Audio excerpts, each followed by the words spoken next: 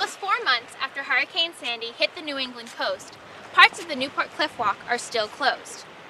The city estimates that it could cost up to $8 million to restore the walk completely.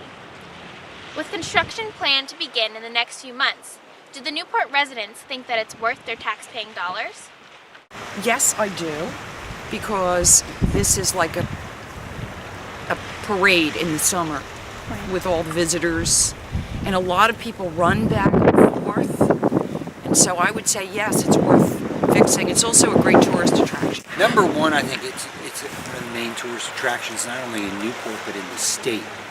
So if you're going to have people come for everything else, it's one more lure to bring them in, and they'll spend their money, and so the money will really go back to the citizens. I definitely think it's important. Being a Simon Regina student, the Cliff Walk is a huge, it's a huge part of going here and having the Newport feel, for example. So I definitely think it's worth it. I believe it is definitely a worthwhile project for taxpayers or whoever private donations to get involved and fix this great tourist attraction. Probably the #1 attraction in Rhode Island, I believe. I consider myself, I've lived in all 3 communities, and being a Quinnic Islander, I think it benefits the whole island, and it's just with the mansions surrounding it, it'd be sad if it was wasn't fixed. Right. Especially with natural disaster. Nobody can predict that. Right. That happens all the time.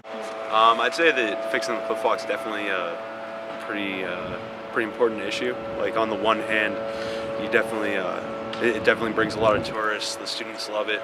And on the other hand, $8 million really is a lot of money for the taxpayers. Reporting from the Newport Cliff Walk, this is Lindsay LaChapelle, Mosaic News.